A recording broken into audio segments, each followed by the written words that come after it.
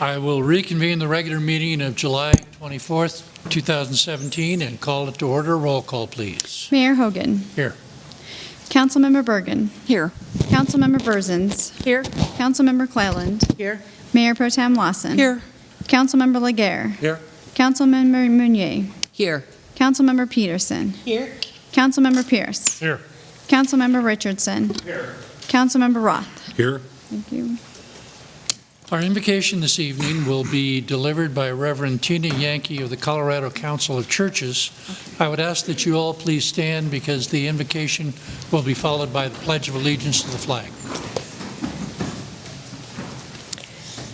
Good evening, Mayor and members of City Council. Greetings from Colorado Council of Churches and our 850 churches statewide. Let us pray.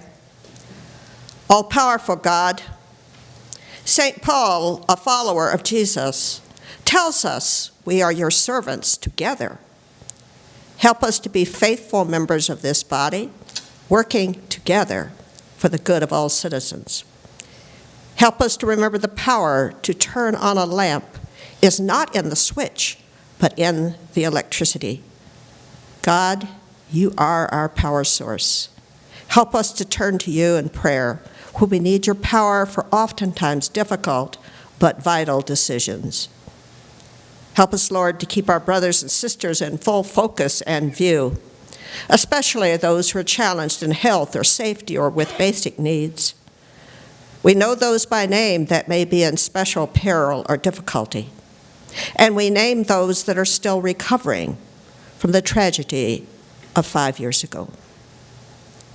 As remember that all of your children, O God, are precious in your sight, help us to move from a particular person or need to policies that uplift and aid all. Encourage us, we pray, to be good servants and working and struggling together for justice and love and peace. So, Holy God, we especially ask you to fill this governing body and all who participate in the business before this council and those watching on social media with your power to discern what is right and to do what is right. Amen. I pledge allegiance to the flag of the United States of America and to the republic for which it stands, one nation under God, indivisible, with liberty and justice for all. Thank you very much, Reverend.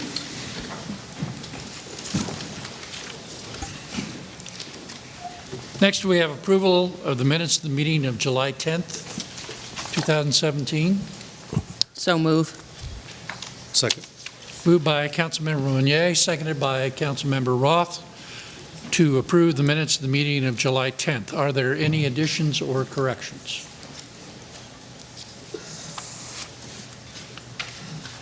Seeing none, called question on the minutes. Councilmember Peterson. And the minutes are approved unanimously. We have no ceremonies this evening. Public invited to be heard on non-agenda related issues only. I have two requests to speak. Stephen Adetomiwa, if I said that incorrectly, please. Good. You are first, followed by Jerry Cunningham and Christopher LaFleur. Please come up to the front. You have 3 minutes to say whatever it is you wish to say to the City Council.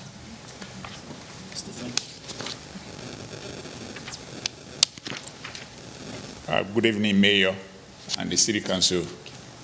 With all the privilege, we appreciate you all for all the good work that you're doing. My name is Stephen Adetomiwa. The reason why I'm here today very shortly is about the irregularity of the parking within the city of Aurora.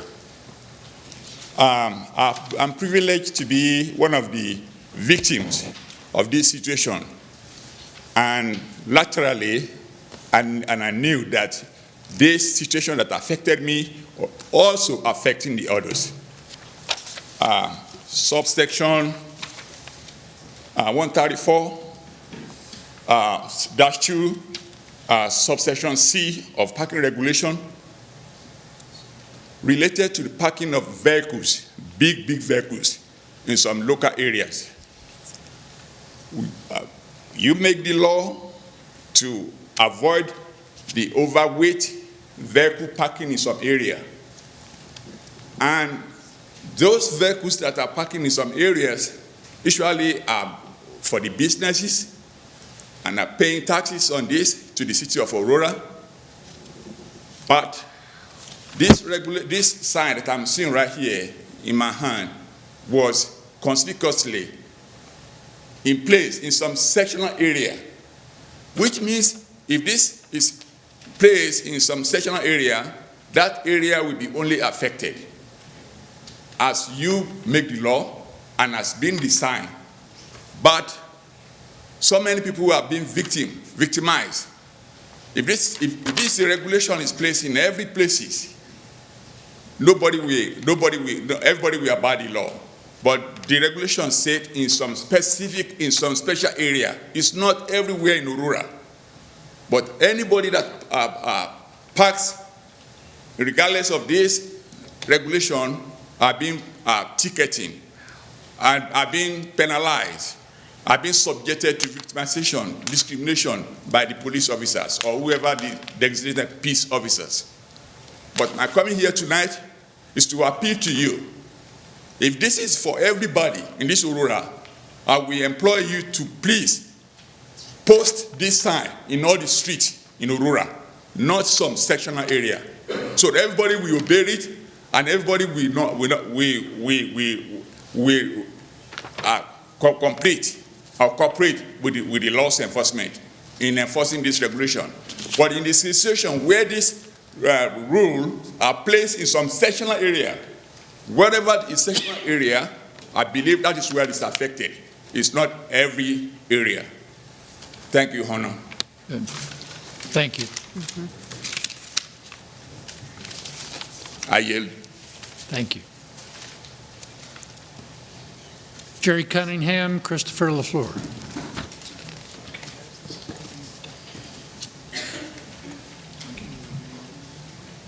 Good evening, Mr. Mayor, honorable members of City Council. Thank you for seeing us this evening. Mayor Hogan, I meant to have these last time, which is just a picture of a parade float. Can I? Yep, leave it with City Clerk. Thank you. Mr. Mayor and City Council, I wanted to introduce myself. My name is Christopher. I'm the Director of Development for the Outfront Foundation and the Event Coordinator for Aurora Pride 2017, the first such event to be held here in the city of Aurora. We're very proud to be hosting this event. You'll be joining cities like Breckenridge, Greeley, Fort Collins, Denver, Aspen, Telluride, many, many more. Even Cheyenne has one. We're very happy to host this event here in Aurora.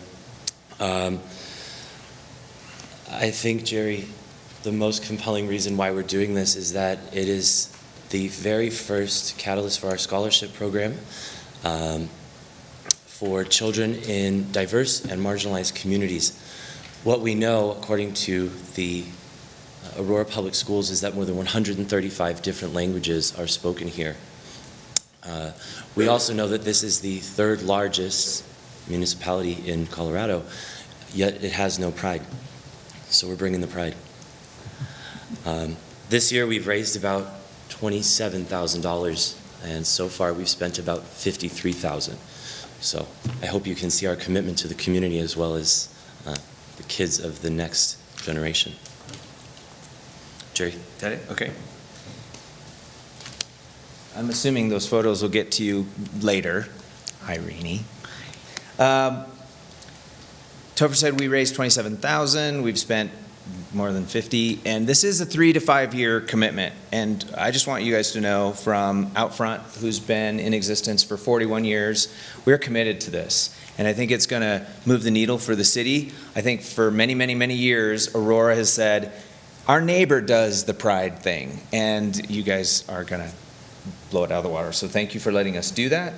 Over the past 40 years, Denver, your neighbor, has Pride Fest and has worked to establish in-kind relationship with us and the center that's valued about $180,000. And so we just know that in-kind relationship is going to develop with you guys as well. So we have two specific requests.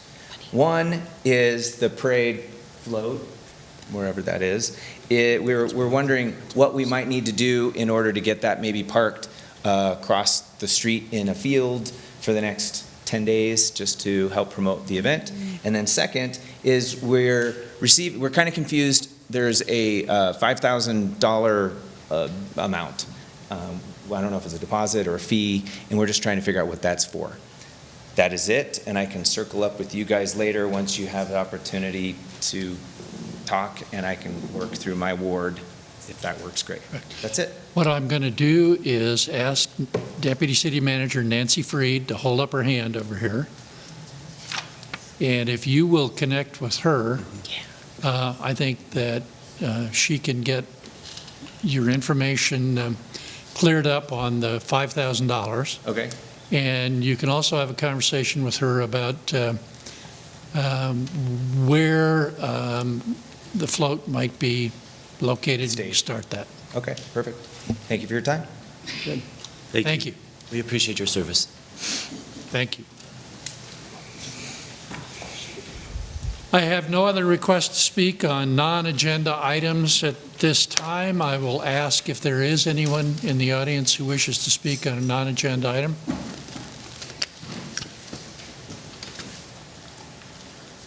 I see somebody coming down front. Is that on this or something else? Sure, thank you. I think that's something else. All right, we'll move on then to adoption of the agenda. The agenda will be adopted as presented. Consent calendar, items 9A through C. Mayor, Councilmember McClellan. move to approve agenda items 9A, B, and C with a waiver of reconsideration. Second. Moved by Councilmember Cleland, seconded by Councilmember Monier, to approve agenda items 9A through C with a waiver of reconsideration on C. Any discussion? Seeing none, call the question on the consent calendar, A through C. Councilman Cleland. A through C are approved unanimously. 10A. 10A, Resolution R 2017-45, consideration to approve a resolution of the City Council of the City of Aurora, Colorado, approving an intergovernmental agreement between the City of Aurora, Colorado, acting by and through its utility enterprise, City and Park County, Colorado, for lease of water storage at Spinny Mountain Reservoir. Mr. Mayor. Councilmember Roth. Thank you, Mayor. Move for approval of Resolution 10A, please. Second. Moved by Councilmember Roth, second by Councilmember Berzins, to approve the resolution item 10A. Is there a desire for presentation? Any requests for information? All right, seeing none, call the question on 10A. And 10A is approved unanimously. 10B. 10B, Resolution R 2017-46, consideration to approve a resolution of the City Council of the City of Aurora, Colorado, authorizing the submission of an application to Great Outdoors Colorado for a grant in the amount of $2 million for the Triple Creek Trail Construction Project. Councilmember Peterson. Motion to approve the resolution 10B with a waiver of consideration. Second.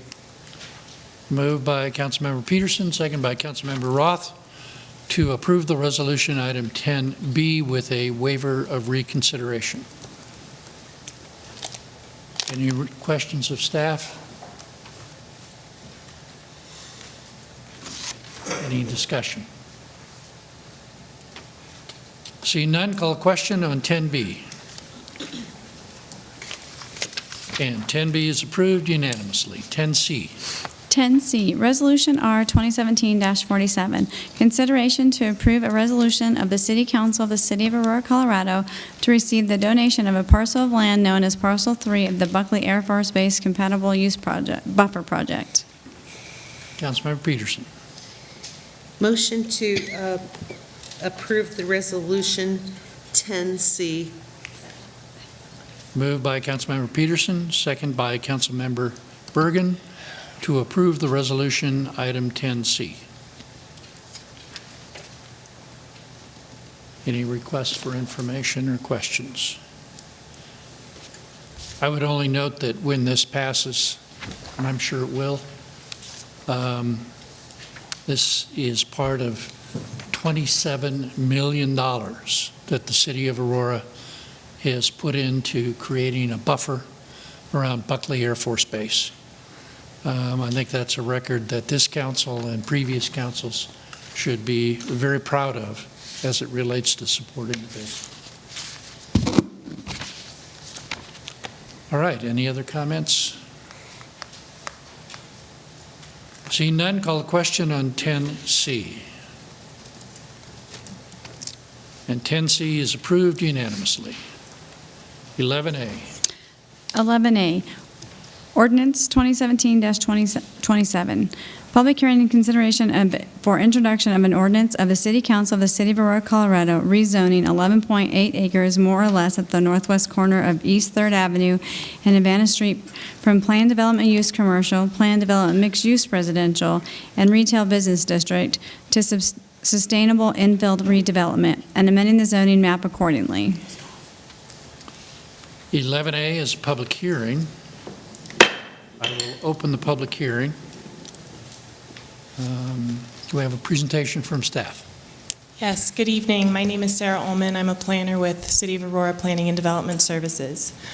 The request made by the applicant, the Aurora Urban Renewal Authority, AURA, pertains to a rezone of 11.8 acres located at the northwest intersection of East 3rd Avenue and Havana Street from planned development and retail business district to sustainable infill redevelopment, SUR, to allow for a master plan mixed-use development with for-sale townhomes, for-rent mid-rise multifamily apartments, retail and commercial space, and public gathering spaces. The site is composed of 4 parcels under separate ownership, with the largest 10.3-acre fanfare site being owned by AURA. Numerous city initiatives have identified the fanfare site as a catalyst site for redevelopment, with the vision of the area serving as a mixed-use activity center. The objective of the vision for the fanfare site is met by the Sustainable Infill Redevelopment Zone District, as the district provides for development that provides new choices to live and work, public spaces as destinations, and energy and resource efficiency. The rezoning to SUR will provide a mix of use options to allow for the development of this key location along the Havana corridor and spur additional development in the area. Staff and Planning Commission recommend approval of the rezoning because it is consistent with the comprehensive plan strategy and the Havana North concept plan to rezone appropriate locations along the Havana corridor in order to promote redevelopment and revitalization. The applicant and the developer team are available for questions. Councilmember Laguerre. Yes, I just have a question about some of the backup we have. On page 133 in our backup and 139, there's this site illustration, and then the other one is a survey. And neither one of them delineate the gas station site. So I'm just wondering, why is that not carved out of these 2 illustrations? Yeah, that's a good question. The gas station was not included because it's currently Zone B1 Retail Business District, and the proposed master plan can still be accommodated with that zone district. I'm not sure that answered my question. I'm wondering, the gas station is not part of this overall rezoning or development, is that correct? No, it's being excluded from the rezoning. Okay, so But am I missing something? Isn't the gas station at the corner of 3rd and Havana? Yes, it is. The overall vision for this area includes that parcel. However, it does not need to be rezoned to Sustainable Infill Redevelopment District because the B1 zone district can accommodate retail on that corner. Okay, so you're including it in the drawings in the plan, even though it's not owned or controlled by AURA?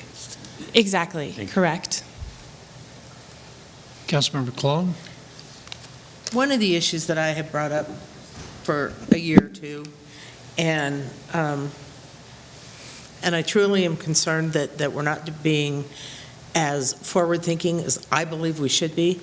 When I chaired public safety last year, we got the numbers from fire service and the runs, and I've made this known to some of the council members, the city manager, that the calls for service along this whole Havana corridor from fire station 1s, 4s, 2s, and some 11 are huge. We have some fire stations in Fire Station 4 that run 24/7, meaning they don't get an opportunity to sleep. They basically go from one shift to the next. And I would like to see on this parcel somewhere the opportunity that if the city needs another fire station, we have room to do that. And I know what this is, but I just don't see us being as forward-thinking on this as I think we should be. If I could say, the proposed rezoning to Sustainable Infill Redevelopment District, it does allow for public uses like fire stations. Well, I am making it very well known.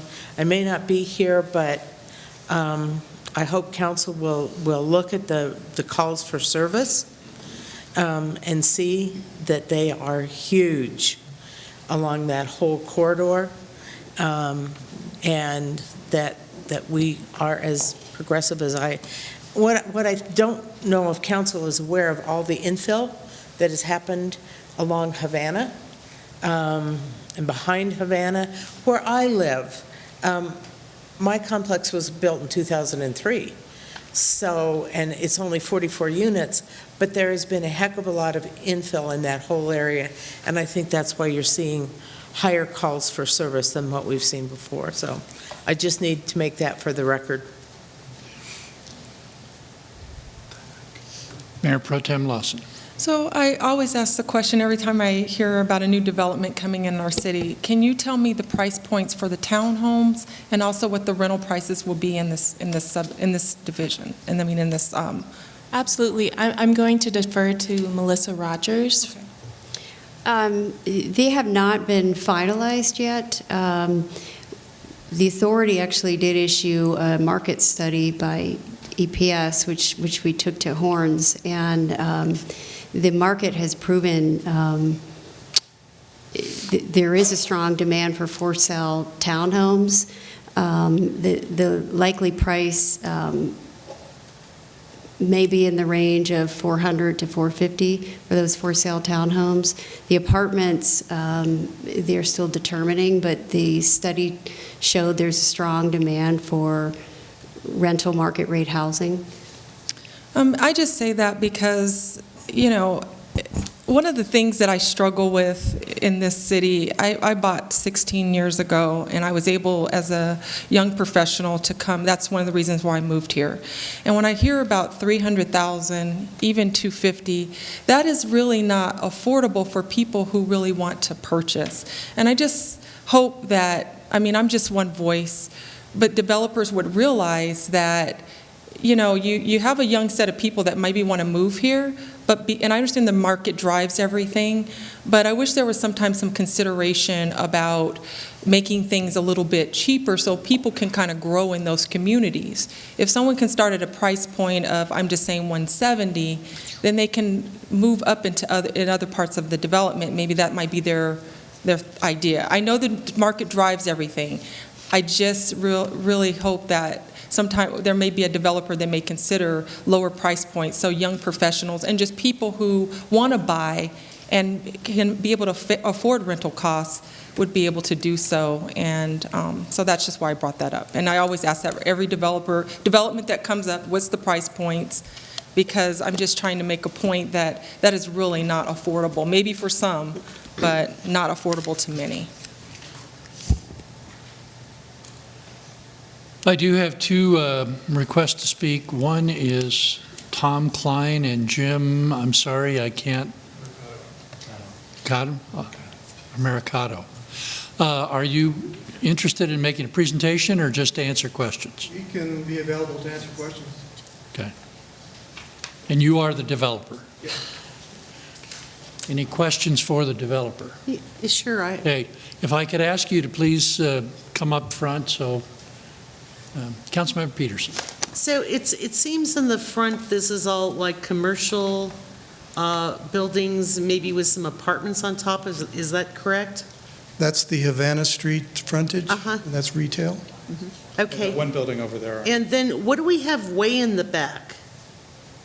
Well, the highest buildings, the 5-story buildings, are the apartments. Uh-huh. And immediately behind those, the 3-story are the townhomes. Okay.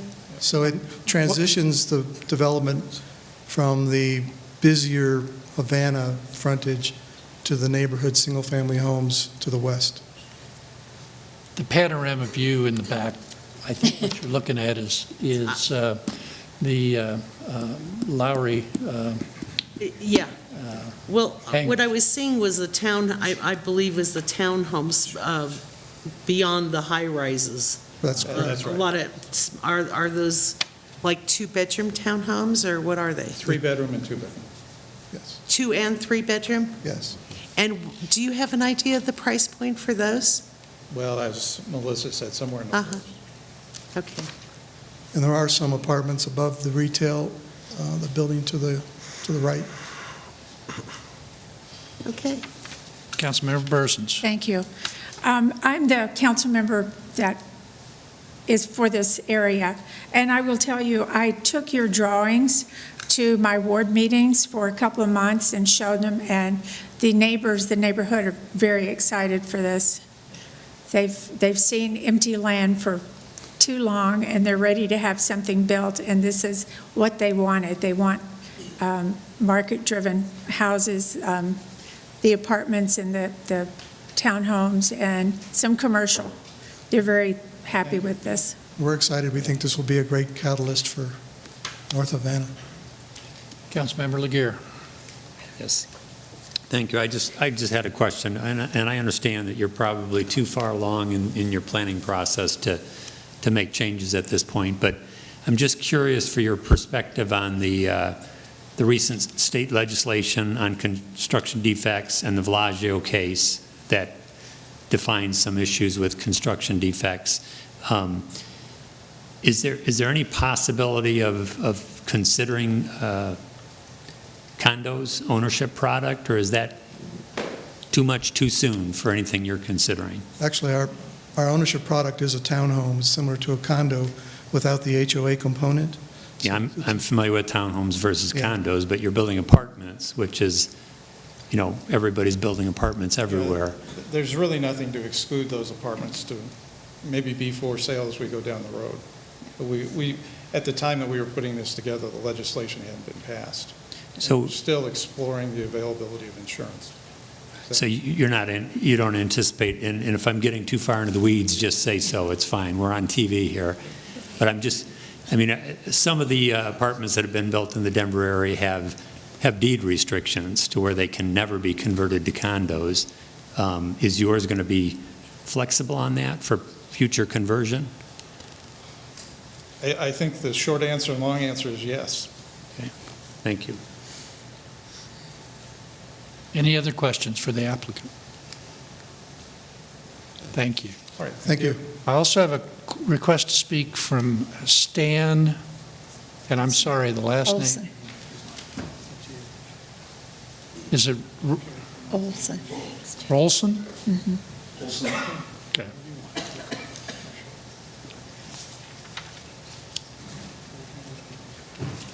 Good evening. Just here to urge you to vote in favor of the rezoning of the Fanfare site. I moved to Aurora in 1966 in high school with my family, moved here. Longtime family home is in Park East.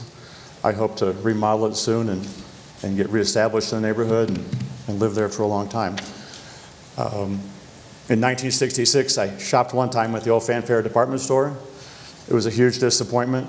It closed soon thereafter, and except for the 4 years that Western Electric operated the building, the site has just been a bugaboo. It's just been a burden on the community, and just say with this plan, it's time to move forward to something positive, and just urge you to vote yes on the proposal. Thank you.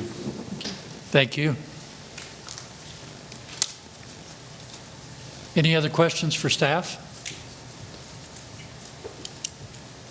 I have no other requests to speak, so I will close the public hearing. Ask for a motion. I'll make a motion. Second. I've been waiting a long time to make this motion. I would like to ask approval of and introduce Ordinance 11A. Second.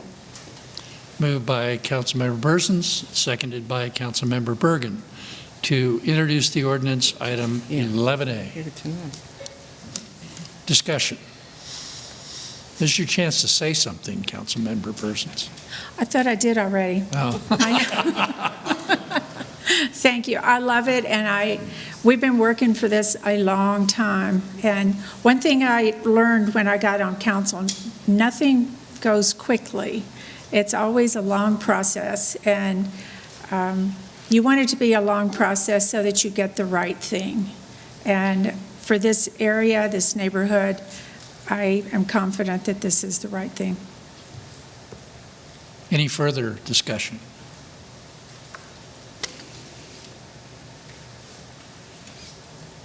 Seeing none, call the question on 11A. And 11A is approved unanimously. 12A. 12A, public hearing without related ordinance. Resolution R 2017-48. Public hearing and consideration to approve a resolution of the City Council of the City of Aurora, Colorado, approving the service plan for the 3rd and Havana Metropolitan District and authorizing the execution of intergovernmental agreement between the city and the district. 12A is a public hearing. I will open the public hearing. Is there a desire for a presentation from staff?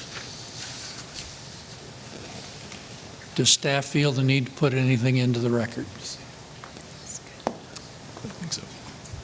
I do have a request to speak from Russ Dykstra to answer questions.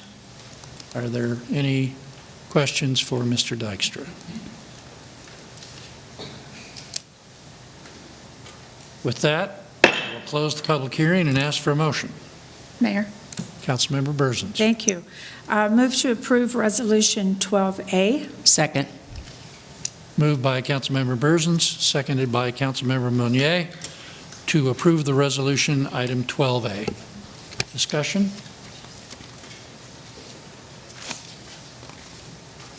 Seeing none, call a question on 12A. And 12A is approved unanimously. 12B.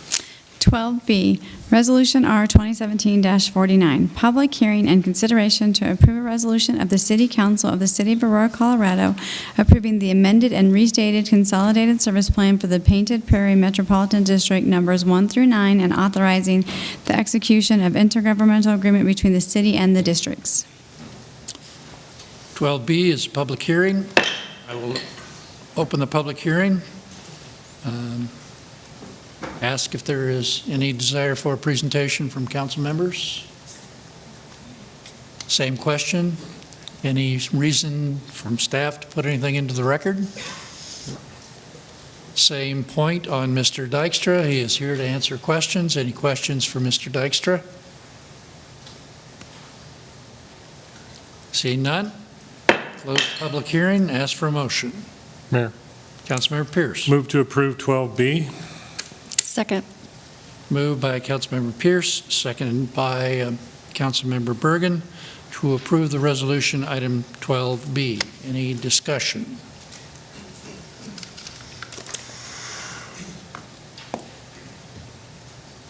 Seeing none, call the question on 12B. And 12B is approved unanimously. 12C. 12C, Resolution R 2017-50, public hearing and consideration to approve a resolution of the City Council of the City of Aurora, Colorado, approving the service plan for the Colfax-Sable Metropolitan District and authorizing the execution of intergovernmental agreement between the city and the district. 12C is a public hearing. I will open the public hearing. Any desire for presentation by staff? Anything that needs to go into the public record? No, Mayor. Any questions for Mr. Dykstra? Seeing none, close the public hearing. Ask for a motion. Mayor. Councilmember Pierce. Move to approve 12C. Second. Moved by Councilmember Pierce, seconded by Councilmember Roth to approve the resolution item 12C. Any discussion? Seeing none, call the question on 12C. And 12C is approved unanimously. 12D. 12D, Resolution R 2017-51, public hearing and consideration to approve a resolution of the City Council of the City of Aurora, Colorado, approving the service plan for the Pronghorn Valley Metropolitan District and authorizing the execution of an intergovernmental agreement between the city and the district.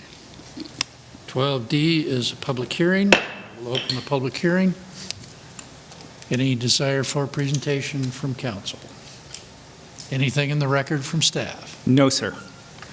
I do have two people here to answer questions on 12D. I believe it's Colin Mielke and Lawrence Jacobson. Any questions for either of them? Seeing none, close the public hearing and ask for a motion. Mayor?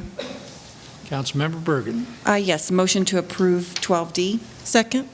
Moved by Councilmember Bergen, seconded by Mayor Pro Tem Lawson to approve the resolution 12D. Discussion? Seeing none, call a question on 12D.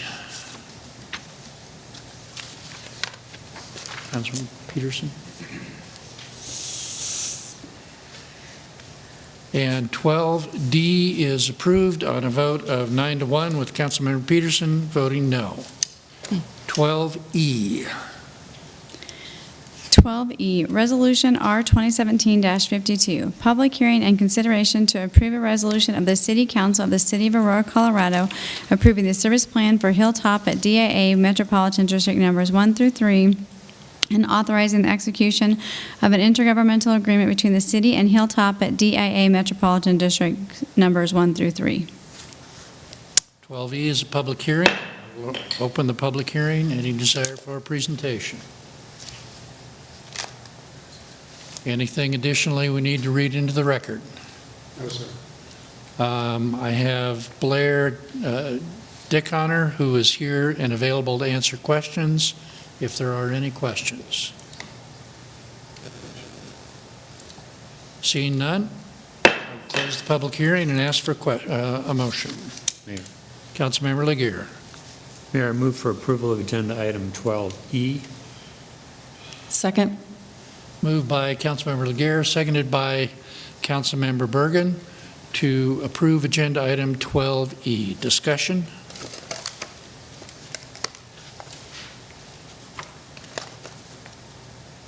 Seeing none, call a question on 12E. And 12E is approved on a vote of 9-1 with Councilmember Peterson voting no. 12F.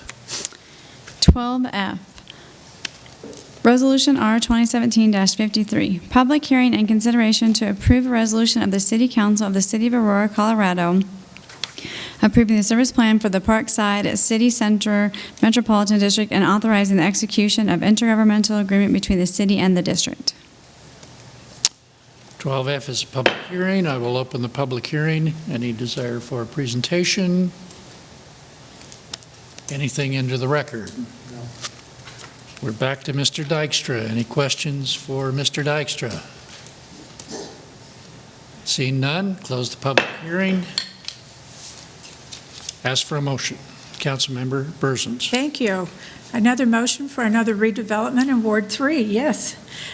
Move to approve Resolution 12F. Second. Moved by Councilmember Burson, seconded by Councilmember Monier, to approve the resolution item 12F. Discussion. Seeing none, call question on 12F. And 12F is approved on a vote of 9-1, with Councilmember Peterson voting no. 13A. 13A, Ordinance 2017-28, consideration for introduction of an ordinance of the City Council of the City of Aurora, Colorado, amending Chapter 6, 22, and 146 of the City Code related to retail marijuana operators and retail marijuana transporters. Councilmember Roth. Thank you, Mr. Mayor. Move for introduction of Ordinance 13A, please. Second. Moved by Councilmember Roth, seconded by Councilmember Monier, to approve the introduction of the ordinance item 13A. Are there any questions of staff? Councilmember Roth. Not a question, but I think it would be good to have a small presentation. Please. Certainly. Recently, the state approved 2 new licenses, one for transporting marijuana within the state of Colorado. The second license is for operation of marijuana businesses that are not owner-operated. They would be like a management company. And these 2 new licenses would also be something that we'd like to add to the licenses for marijuana-related businesses in Aurora. It would help the city of Aurora to be able to regulate those businesses within Aurora. The transporter license would allow us to transport marijuana products from wholesale to retail, and businesses could transport and store marijuana. We would have the same regulations that apply to cultivations today, and those would apply to the transporters as well. Also for the operators, the same rules and regulations with regard to owners today would apply to the operators. Councilmember Roth. So I just wanted to point out that we're basically mimicking the state licensure process. However, we are also enumerating that the additional requirements that we put in place specifically for the city of Aurora that went above and beyond the state process are replicated in this. That is correct. Thank you. Are there any other questions of staff? I have no request to speak. Any further discussion? Seeing none, call the question on 13A. And 13A is approved unanimously. 13B. 13B, Ordinance 2017-29. Consideration for introduction of an ordinance of the City Council of the City of Aurora, Colorado, amending Section 50-37 of the City Code regarding municipal court surcharges. Councilmember Laguerre. Mayor, I move to introduce agenda item 13B. Second. Moved by Councilmember Laguerre, seconded by Councilmember Burzins, to introduce the ordinance item 13B. Is there any desire for a presentation from staff? I have no request to speak. Any discussion among council? Seeing none, call a question on 13B. And 13B is approved unanimously. Thank you. 14A. 14A. Sorry, this is my first one doing this, so I'm hoping this is right. For purposes of considering the following item 14A, the City Council will be acting ex officio as a Board of Directors of the Cobblewood General Improvement District 1-2016. Ordinance 2017-24, consideration of final of an ordinance of the City Council of the City of Aurora, Colorado, authorizing the issuance of Cobblewood General Improvement District Number 1 through 2016 General Obligation Bond, Series 2017, in an aggregate principal amount not exceeding $935,550 for the purpose of financing the cost of street improvements, providing for the levy of taxes, and the application of other legally available funds to pay the principal of and interest on such bonds. Authorizing the adoption of one or more supplemental resolutions or final terms, certificates in connection with such bonds, and providing other details in connection therewith.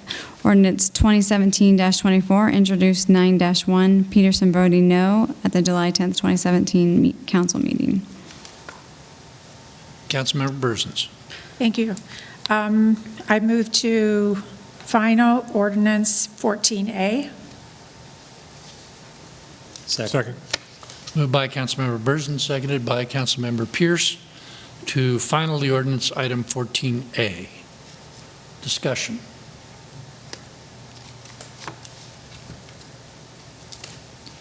Seeing none, call question on 14A. And 14A is approved on a vote of 9-1 with Councilmember Peterson voting no. 14B. 14B, ordinance 2017-25, consideration for final of an ordinance of the City Council of the City of Aurora, Colorado, amending Section 146-2001 and 146-601 of the City Code of the City of Aurora, Colorado regarding congruent living. Mayor? Councilmember Peterson. Yes, I'd like to final the ordinance 14B. Second. Moved by Councilmember Peterson, seconded by Councilmember Richardson to final the ordinance item 14B. I do have a request to speak. Deborah Boyd.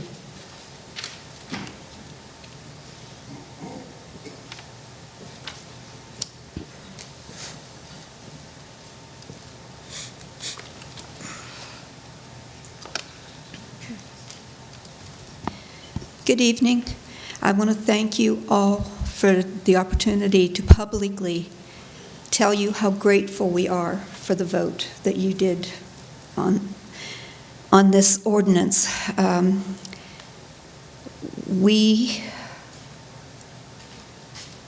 can't even tell you how appreciative we are that you put the children first. There's no reason to have any program with many men close to schools, and I appreciate every one of you. You don't get enough praise, and I want everyone to know that we do appreciate all the hard work that you put in for the city and the citizens. Thank you. Thank you. Mayor? Councilmember Peterson. I would just like to say thank you to Deborah. You know, I got to say, these neighbors, all these neighbors that have come together have done a lot of work, and there are a lot of really good people there. And I want to say thank you especially to Deborah Boyd out there because, you know, she went over to the day shelter and volunteered. You know, these people, they care about the homeless. They just didn't want this program right across the street from the elementary school and the preschool program. So I just have to say, I appreciate all the neighbors there and the kind people that they are. Councilmember Monnier. Thank you. I would just like to ask Bridge House to please consider the Afric Mall on Colfax in Ward 1. We would be more than happy to welcome you and work with you. Thank you. Any further discussion? Seeing none, call question on 14B. And 14B is approved on a vote of 8-2 with Councilmember Cleland and Councilmember Monnier voting no. Reconsiderations and call-ups. Do we have any this evening?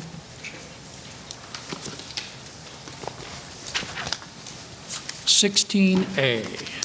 16A, consideration of the appointment of one person to the Cultural Affairs Commission. Councilmember Laguerre. Thank you, Mayor. I move to appoint Diane Rothers to the Cultural Affairs Commission. Second. Moved by Councilmember Laguerre, second by Councilmember Roth, to appoint Diane Rothers to the Cultural Affairs Commission. Discussion? Call the question on the appointment.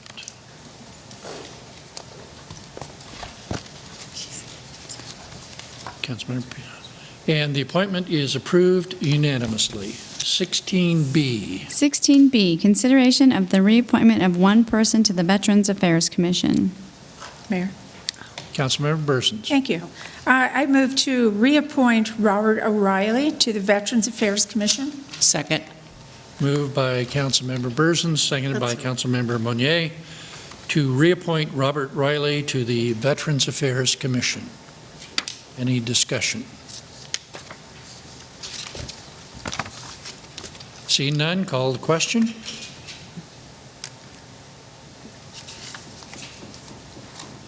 Councilmember Clone.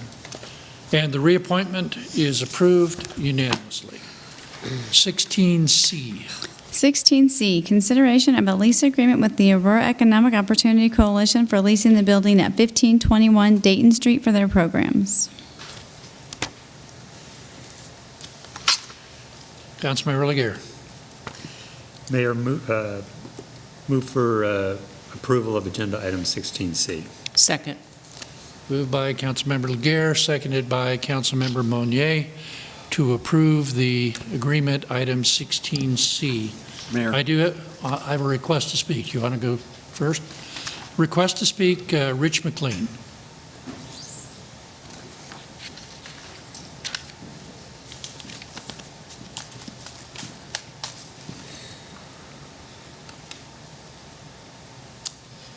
Well, good evening, Mr. Mayor and council members. Name is Rich McLean, board member of the Aurora Economic Opportunity Coalition, or the AEOC, parishioner at St. Therese Catholic Church in Aurora. So even if you don't live or directly represent that area around Dayton and Colfax, you know it's a very diverse neighborhood with citizens and many people born in different countries with different cultural backgrounds living together. While residents have different cultures, they have something in common. Hey, they want to work. They want to work so badly, as you know, they'll gather at the 15th block of Dayton in hot and cold, I mean really hot and really cold, for the opportunity to work. This is work opportunity provided by the community members, both contractors and Aurora residents, who just need labor for a day or for maybe a week to get a job done. So the street starting at the 15th block of Dayton is a day labor site, has been for decades. It's reality. But it's a reality that really doesn't fit with the new vision, or the now vision, the vision we should have for Aurora as a dynamic, vibrant city with healthy opportunity and healthy environment for its residents. So the AEOC, Aurora Economic Opportunity Coalition, was formed to partner with the city to meet that vision for Dayton Street, for the benefit of the workers, employers, our residents, and many visitors who are driving that major, what will be even more major, north-south thoroughfare in Aurora. The Dayton Day Labor Center will not be an employment agency. It's an employment facilitator where workers and employers can meet and develop an employment contract between themselves using guidelines developed by Denver's Day Labor Center for many years, Centro Monetario. They'll do that in the building, on the lot, off the street, in an area protected from the extreme elements and hectic street environment that make it difficult to safely conduct business contracts. Centro Monetario is acting as our mentor and will adapt the procedures as we gain experience operating the center. So we have a lot to learn, but we're working with folks who know the business, have been successful at it for years. It's going to be a challenge to change the culture and character of Dayton Street as a day labor center, to change it as a day labor center on the street to an off-street labor center where people of all backgrounds, all cultures, citizens and non-citizens, refugees and immigrants can find employment safely and securely. It will be a center where also we'll have resource referrals, as well as educational opportunities in civics and citizenship, English, job readiness, those things that folks really do need, and partnering with our nonprofit partners. So we hope you'll approve this lease, give us a chance to implement this model to change the culture and character of Dayton. As I said, we're all going to be learning, us, the city, and we're all ready to step up, to take on this learning, and to meet those challenges if you'll support us by approving this lease. Thank you. Thank you. Councilmember Richardson. Yes, Mayor, I have an amendment. I would amend the lease by adding a new provision 2.6, reading as follows. This lease may be terminated upon 30 days' notice by a majority vote of the City Council. Second.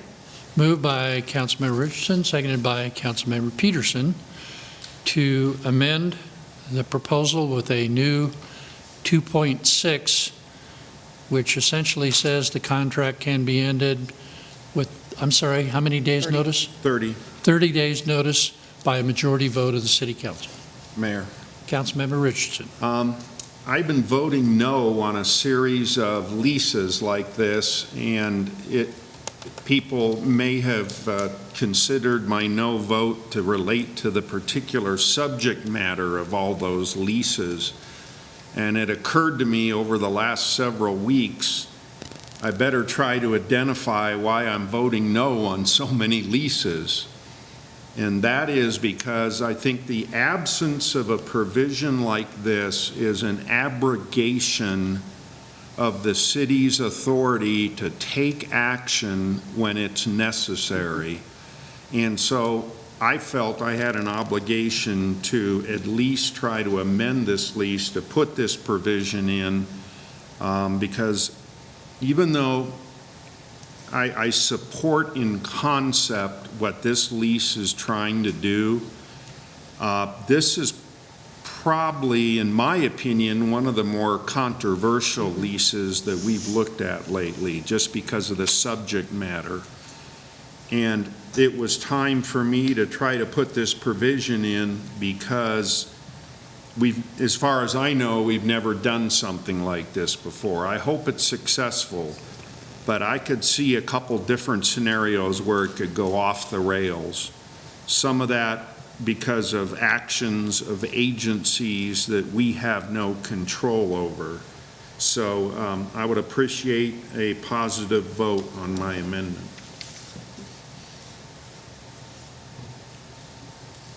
Any further discussion? Councilmember Laguerre. Thank you, Mayor. I just wanted to say why I won't support the amendment. I understand what Councilmember Richardson is hoping to do here, but I'm looking at this as a lease for a nonprofit agency, similar to others, as was mentioned. This is not a movie theater, it's not a performing arts center, but it is a nonprofit entity that we're providing space to, and nonprofit agencies have to have some ability to do some planning for budgets and future years. So this contract does have the provision to terminate it if the occupant, the tenant in the lease, does not do what they're committing to do.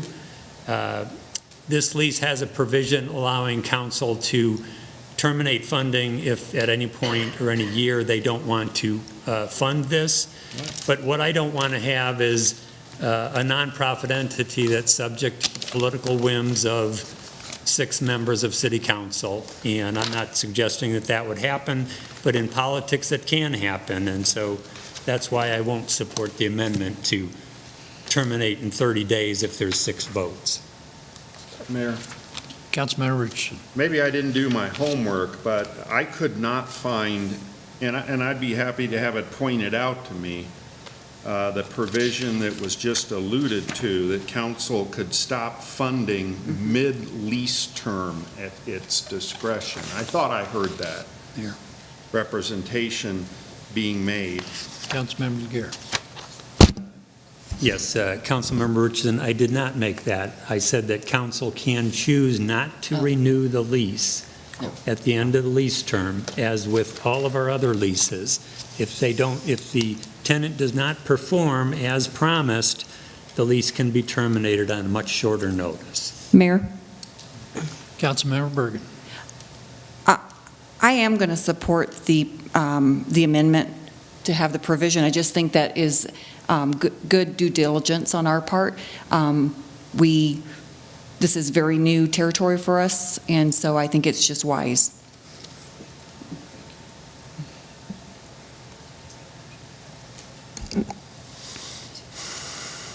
I have a question for Councilmember Richardson. This is one of the few things I get to vote on, so. I understand what you're trying to get to. I also understand what Councilmember Laguerre is concerned about. Is there any possibility of a more than 30-day notice in order to give the operators the potential for a cure period? Can you recommend a substitute period of time? 45 days? I'll take the deal for your vote. I'm a gambler, Mayor, so I play poker. Well, I'll offer an amendment. If you take it as a friendly amendment, we can just incorporate it. Sure. All right, then the amendment is now 45 days rather than 30 days. And you're okay with substitute? Yes, I accept that.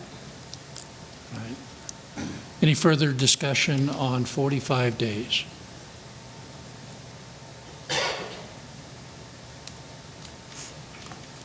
Seeing none, call the question on the amendment.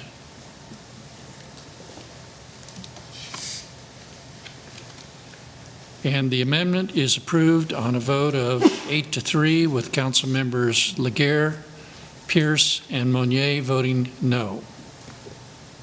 We're back to the main motion, which is the approval of the lease agreement. Further discussion. Councilmember Peterson. Mayor, I would like to just make a few comments about this because, I have not supported this purchase of this building at $400,000, nor the $100,000 in repairs to the building, nor a $15 year lease. I think that was sort of a waste of taxpayers' dollars. There could have been other things that could have been the money more well spent. I feel that it's counterproductive to the revitalization of the art district. And I also think that it doesn't support our recent vote of us not being a sanctuary city.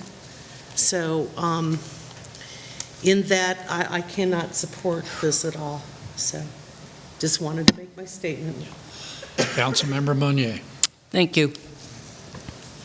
It's $400,000 for the parking lot and the building, for which, once we find a permanent location for the day laborer and its programs, we will be moving to that permanent location, leaving the parking lot and the building still in the possession of the city of Aurora. So this is not a bad deal by any stretch of the imagination. In addition to that, the day laborers will be not present during the evening hours, and that parking lot will remain a parking lot for the much-needed parking that we need, particularly on the weekends when we have the performance theaters going on. Also, if you don't mind, on page 601, there is a typo under the tenant. The attention is Rich McLean. That's capital MC, capital Lean, not McLean. I'd like to make that correction for the record, please. Councilmember Richardson.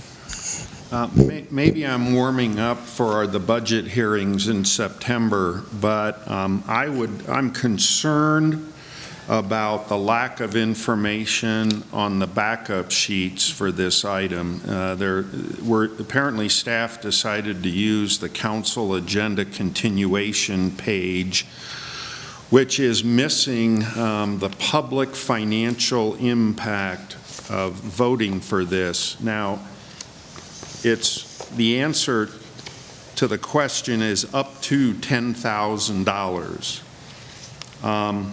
But I just think we need to continue to treat even such a small figure of public funds as $10,000 as being important.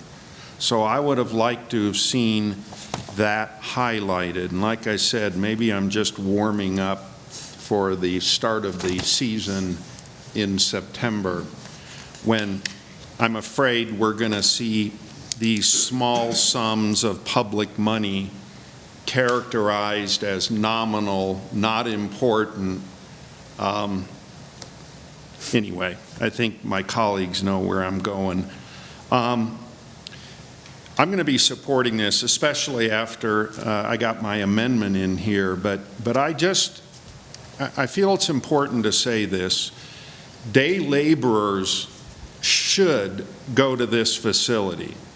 I think that's the intent. They should go here. But I think the corollary is that we set up these vans to patrol the city to have transients, travelers, hobos, whatever you want to call them. And those people should get in the van that invites them to get in the vans. Well, guess what? I'm hearing reports that some of those folks are turning down that gracious invitation. So it'll be interesting to see if this facility is successful. Councilmember Bursons. Thank you. I want to say that I am supporting this because it is only a one-year lease, and then it will come back to us. And when it does come back to us, I would like some sort of report on if this did what it's supposed to do. I think I'm fine with 1 year, and we'll see if the day laborers do use it and they get off the street, get off the corner, and it really does help. Thank you. Any further discussion? Councilmember Bergen. I just have a question. Does this coalition group have a business plan presented for this day laborer? Does anybody in the city know? Councilmember Monnier. We are going to be modeling ourselves after what the day laborer site in Denver is doing. We have an arrangement with El Centro Humanitario, who has been managing Denver's day labor site for a good number of years, and is very effective. I will tell you just briefly how it runs. Day labor comes in 6 o'clock in the morning or 7 o'clock, signs in, is number 1 on the list. Number 2, 3, 4, 5, 6, all the way down to 15 or 20. Whoever is at the bottom of the list gets to clean the bathrooms every day. That's just part of the way this is organized. And the employers who are coming takes the day laborer 1, 2, 3, and so forth and so on. So we're waiting for this lease to get signed before we sit down with El Centro and come up with a written business plan. If you'd like to see it, I'm sure that we would be delighted to share that. As soon as we know the lease is signed, we are going to be raising up money out of grants and foundations for our operating costs. Our hope is that we find a permanent location very quickly so we can move to a permanent location. Thank you. I guess my comment is I really think in these situations when we're working with a nonprofit that to be responsible, we should probably have had the business plan first before approving a lease for a nonprofit. I do have another question on the insurance because we're providing up to $10,000 insurance. Have we done this with other nonprofits?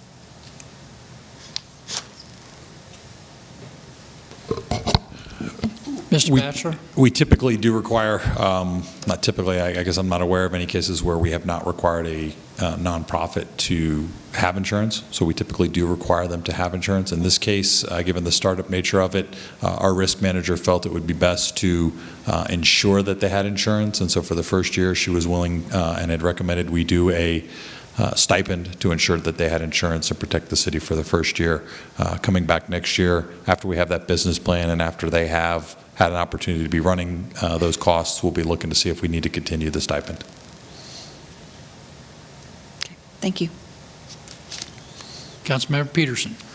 So I just heard you say that that is only for the first year after they come back with their business plan, that then we will expect them to pay their insurance from then on? Is that correct? I think we'll be having a better idea as to their fundraising opportunities and their overall business plan. I don't know what to expect given the startup nature at this point.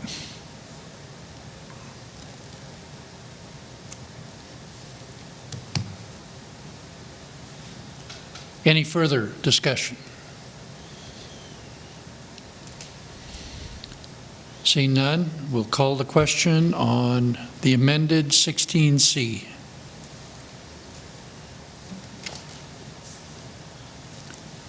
And 16C is approved on a vote of 8-3, with Council Members Bergen, Peterson, and Mayor Pro Tem Lawson voting no.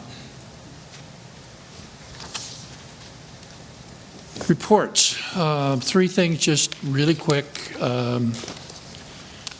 On the 14th, about 10 days ago, I attended the graduation of the AmeriCorps class of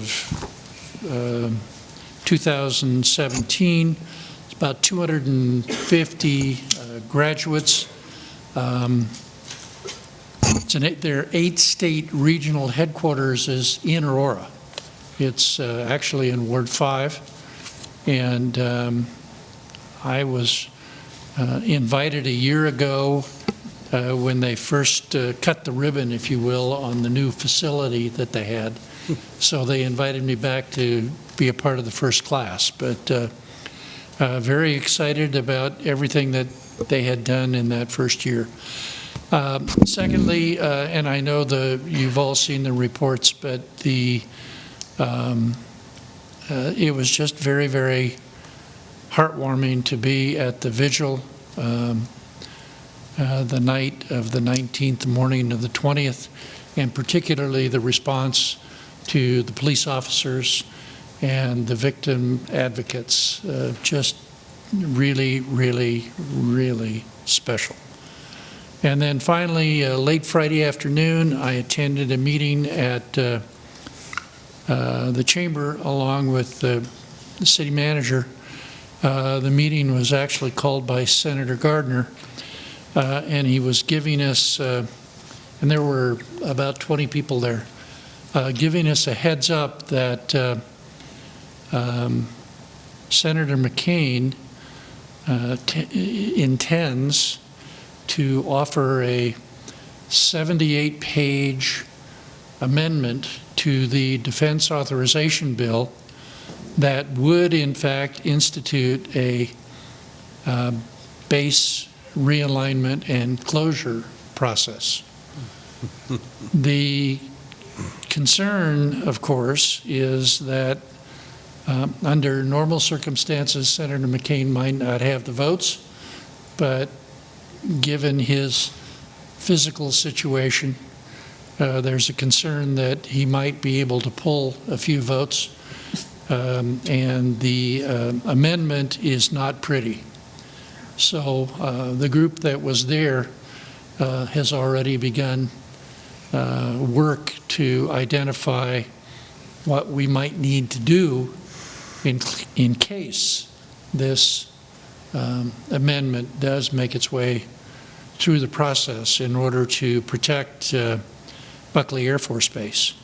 In attendance were people from Colorado Springs and the state of Colorado. So the right players were in the room.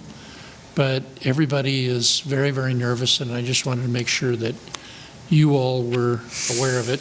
And of course, Senator Gardner had no interest in being supportive of the amendment, but he wanted to make sure that we were all aware of it. So, all right, reports by council. Mayor Pro Tem Lawson. Thank you, Mayor. On July 27th, the at-large town hall meeting will be at the Aurora Central Library in the large community room. We're going to have a discussion on transportation issues. I hope everyone could come out to our meeting. This is our second one. We usually have 3 within a calendar year. So thank you. Councilmember Monnier. Thank you. August 15th is my evening town hall meeting. We will be having a discussion on how to handle yourself if you find yourself in an active shooter situation.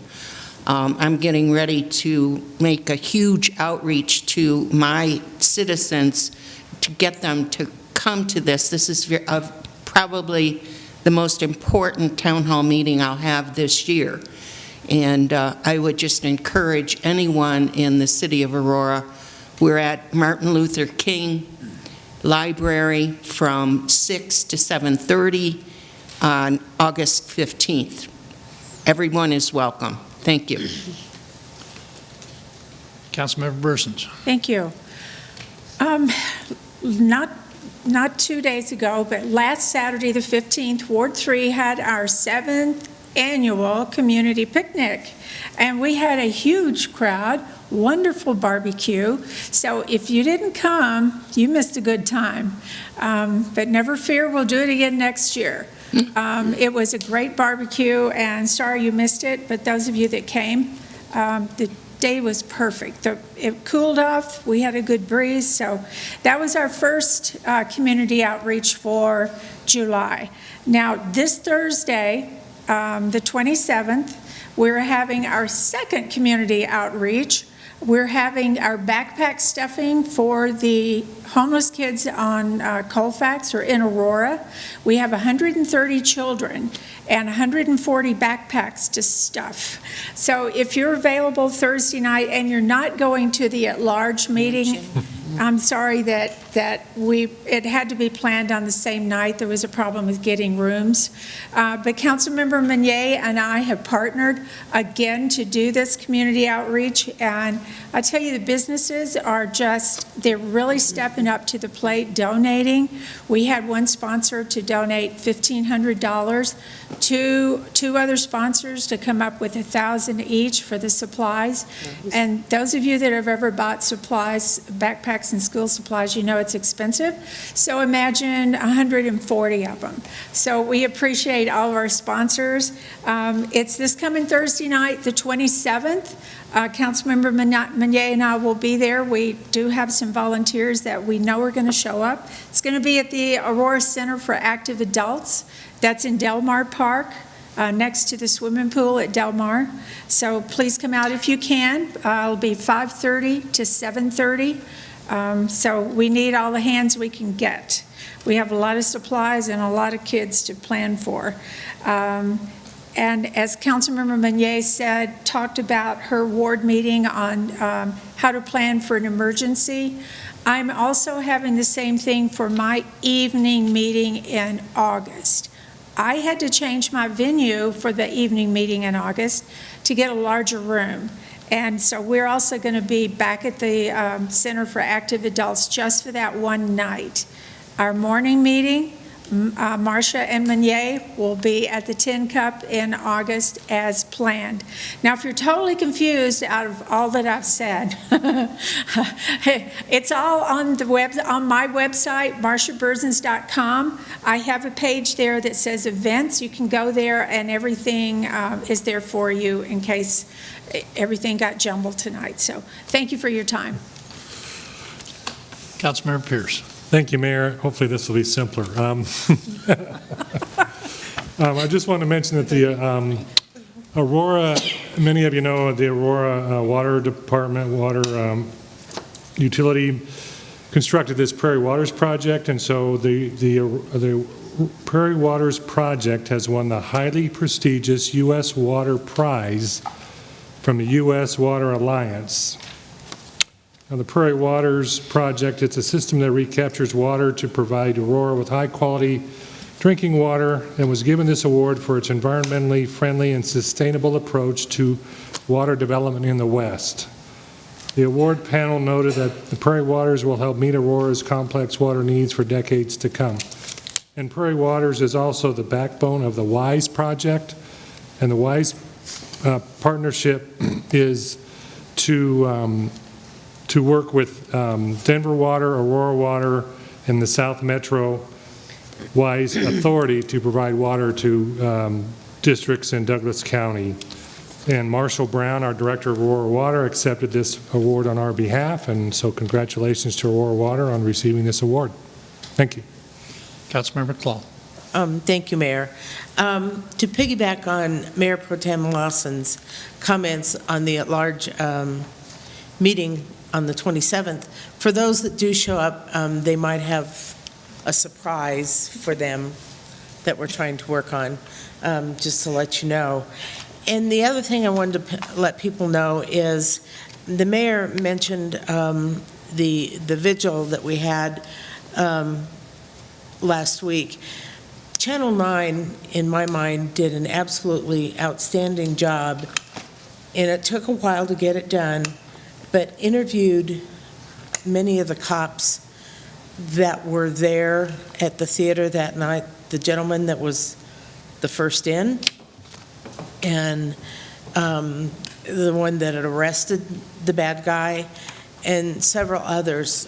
It took a while to get this done, but everything that I've understand in talking with some of the police officers, this has been extremely cathartic for them and has helped them in a very long process of healing. So I want to thank Anastasia Bolton, I worked with her, and Chris Vanderveen from Channel 9 to help get this done. And I wanted to say I think they did an excellent job with our cops.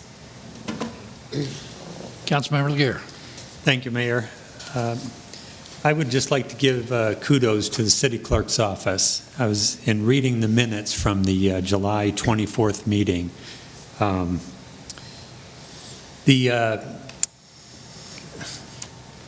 it the 24th meeting? Actually, it was the last meeting. 10th. Where we had congregate living, and city council debated, and we argued, and we made motions, and we made substitute motions, and we made second substitute motions. I just want to commend the city clerk's office for getting all of that down in writing, in print. I think it's hard enough to follow it when we're sitting here doing it and understanding it, but I just want to commend the city clerk's office for all of the work they do to get these minutes down every one of our meetings. Thank you. Good. Councilmember Peterson.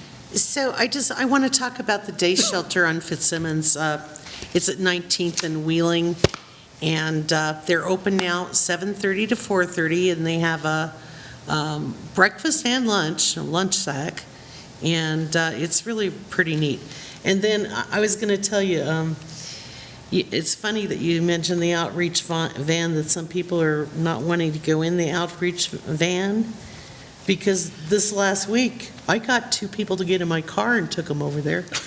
So maybe that's my next job. Maybe I should drive the outreach van. Careful, Careful. Councilmember Roth, try to follow that one. Yeah. Thank you, Mr. Mayor. So I want to announce my next Ward 5 Town Hall meeting, which is a little ways away, but plan now, put it on your calendar, August 22nd from 6 to 8 p.m. We will be at Shalom Cares, 14800 East Bellevue Drive, which is basically Parker Road and Bellevue. And we will have our 4 city appointees there that night, talking about what they do in the city. For anybody that doesn't know, there are 4 employees of the city that are direct reports to council. That's the city manager, the city attorney, the chief judge, and the court administrator. All 4 of them will be there on August 22nd, Shalom Cares, 6 to 8 p.m. to present what's going on in the city. Thank you. Councilmember Bergen. Thank you, Mayor. And the only announcement I have is my town hall is this Wednesday at Heritage Eagle Bend from 6 o'clock to 8 o'clock. And our guest speaker will be Kevin Hogan, the president of the Chamber of Commerce, and he'll speak about economic development in Aurora. And then just my general updates that I always have, as well as our PAR officer will give an update. And that's it. Councilmember Richardson. Yeah, thank you, Mayor. I want to warn every man, woman, and child in the city that we have a consultant on the loose. And so you should get your family and pets inside, lock the door, and keep the lights on. And what I'm alluding to is I had my ward meeting with about 50 raucous people. And some of my constituents are participating in the public input portion of the planning code review. And these wonderful constituents came up to me and they showed me some of the proposals that were being discussed. And remember, this is the consultant that wanted to have a hearing officer consider some zoning issues instead of city council. So I want to put that in perspective. But they showed me another proposal that says when especially a ward council member calls up a planning or zoning matter, it's going to take 6 affirmative votes to have the call up. Now, I've been around for 30 years, and I can't say this about a lot of city councils, but it has always been the practice of every council, and we must be talking about hundreds of council members, that when a council member calls up a planning and zoning matter, the city council in 30 years unanimously never questioned that call up. It was a matter of privilege among especially the ward council members. So don't let your guard down. Keep the lights on. The thing is still out there with wacky proposals like this. Thank you. All right. We have one more opportunity for public invited to be heard. Is there anyone remaining in the audience this evening who would like to address the City Council at this time? Seeing no one, we are adjourned.